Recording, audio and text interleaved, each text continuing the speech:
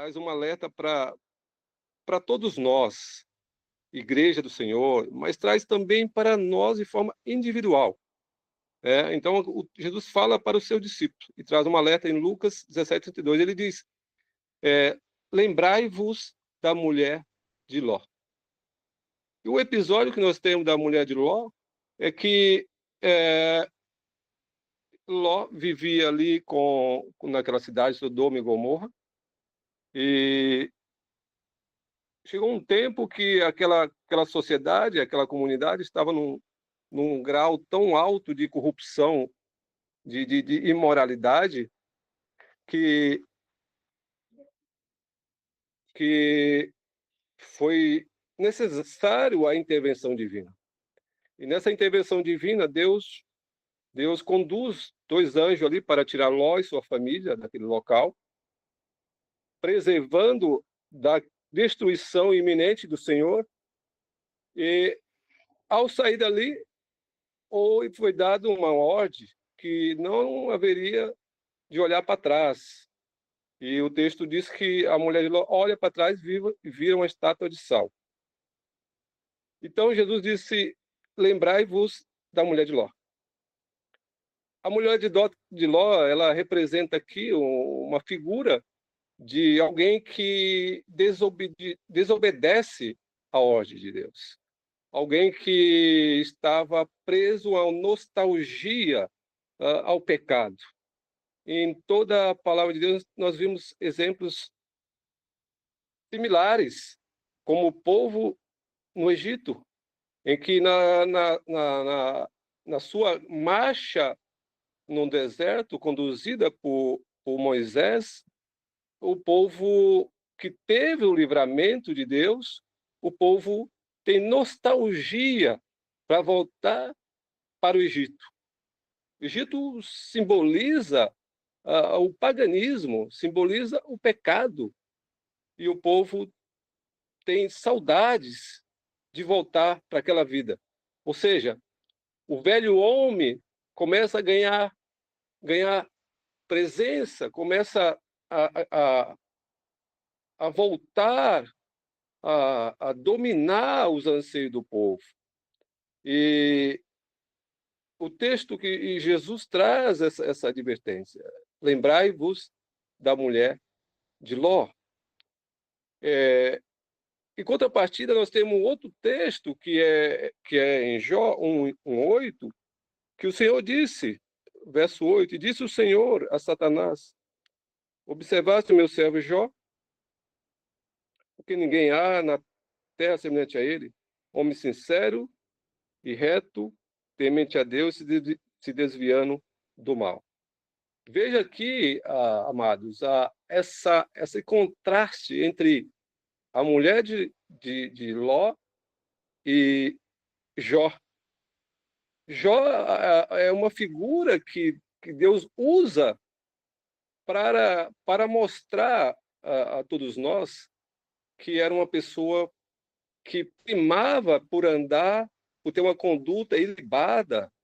Então, a nossa reflexão, ela caminha pela questão da santidade. Pela questão da santidade. E o Jó é lembrado aqui pelo Senhor como, podemos até dizer, um orgulho santo de Deus. E aí esse contraste que nós podemos observar entre Jó e a mulher de Ló. A questão do contraste é interessante, porque a gente pode fazer um contraste social, e muitas vezes a gente vê esse contraste social, às vezes na revista, na televisão, ou mesmo ali em tempo real, em loco, né? Como nós vemos ali no Morumbi, mansões, casas de gente rica, e do lado a favela de Paraisópolis. Nós vemos ali um contraste social. E essa figura do contraste social nós temos aqui, dessas duas passagens, dessas duas realidades. A realidade de Jó e a realidade lá da mulher de Ló.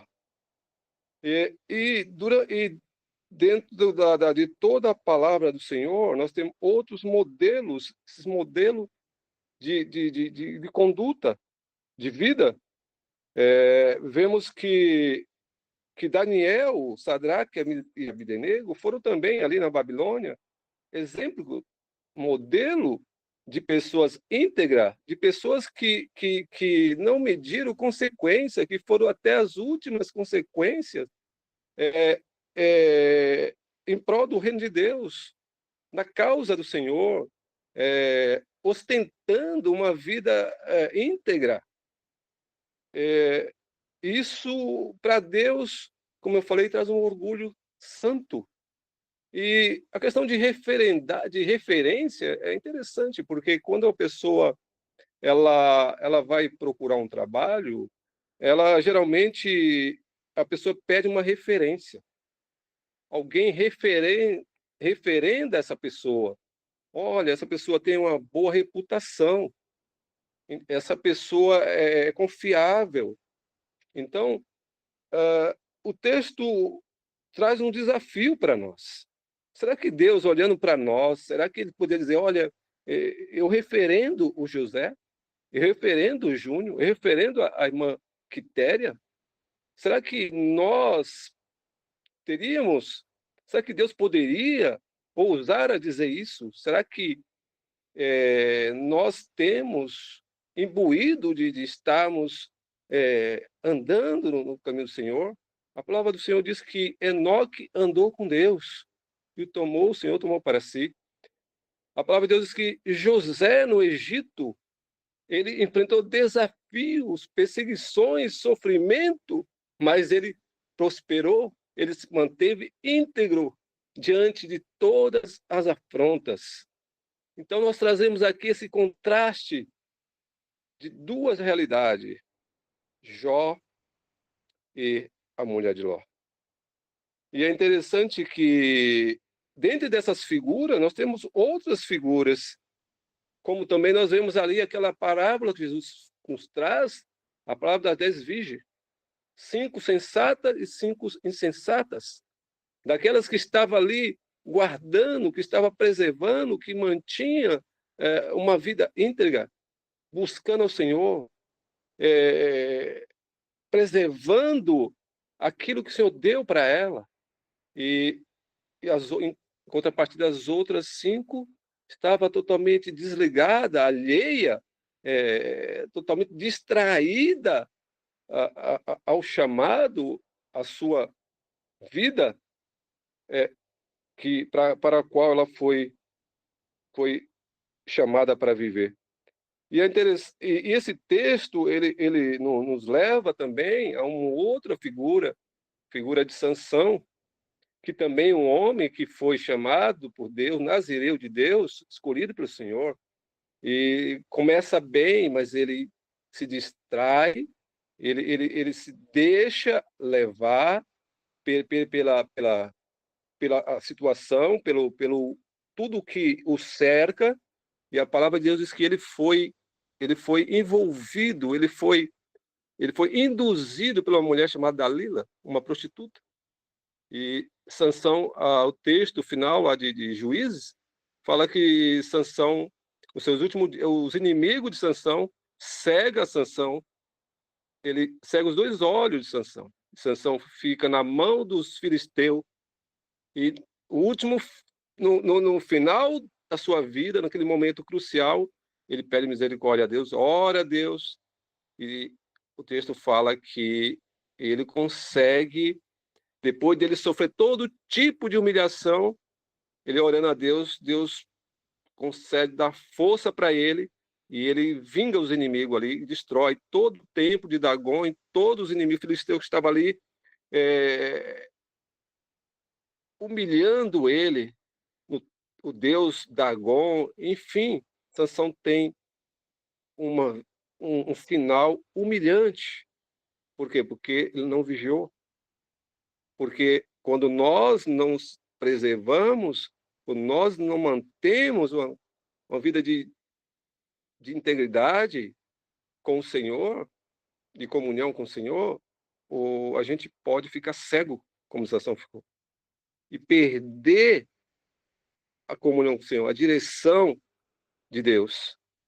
Então, há vários textos que nos traz essa reflexão para que possamos lembrar da mulher de Ló como uma lembrança de um exemplo negativo que devemos tomar todo cuidado e ter todos os alertas possível para não imitar essa figura. Mas, por outro lado, nós temos a figura de Jó, que é motivo de Deus chegar em Satanás, observar-te o meu servo Jó. Imagine como Satanás ficou.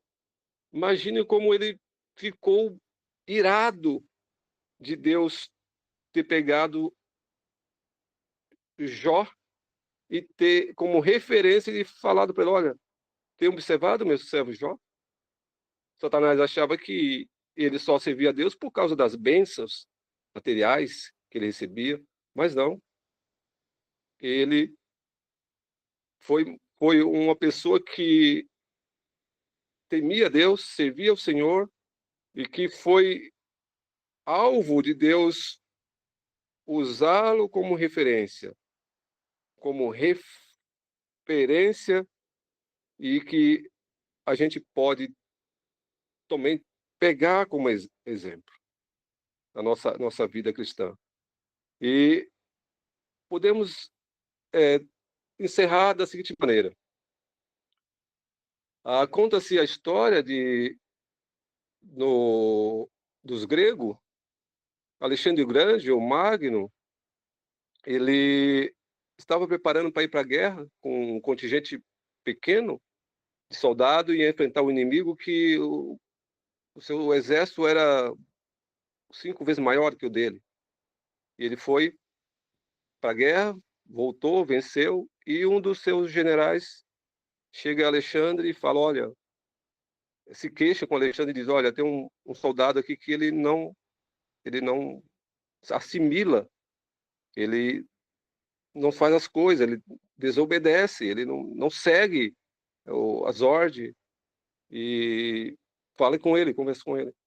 E aí Alexandre chama o soldado e conversa com ele e fala: o que está acontecendo? Por que você não tem assimilado? O que acontece contigo? E pergunta para ele: qual o seu nome? O soldado fala: meu nome é Alexandre. E Alexandre Grande fala para ele: você muda de nome ou muda de vida? Moral da história: ou nós mudamos de nome ou mudamos de vida? Ou nós assimilamos a nossa condição de cristão, daquele que Deus nos chamou para viver uma vida de comunhão com Ele, uma vida de desafio, uma vida onde que a gente possa ter essas referências, em que Deus possa olhar para a gente e falar: meu servo tem de fato honrado o meu nome, tem de fato sido cristão mesmo, não importando a circunstância, mas ele tem honrado o meu nome. Então, o texto traz essa reflexão da nossa vida com o Senhor, com esse contraste entre lembrar da mulher de Ló e da satisfação que Deus teve em tomar como referência Jó. Observaste o meu servo Jó e lembrai-vos da mulher de Ló.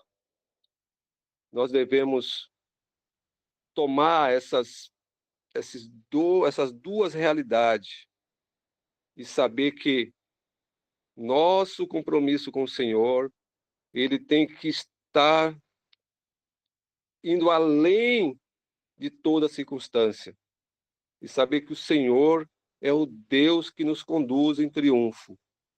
Glorificado seja o nome do Senhor. Amém? Essa é a palavra do Senhor. Amém, Jesus. Amém, varão. Deus abençoe. E a Baru, tá aí do lado? Tá sim.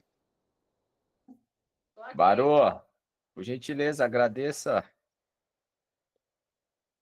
Amém. Senhor Deus e Pai, no nome do seu Filho amado Jesus Cristo, queremos agradecer ao Senhor por essa reunião de oração, pela palavra que o Senhor deu ao seu servo. Muito obrigada, Jesus, por tudo que foi feito no dia de hoje. Obrigada pela presença dos irmãos.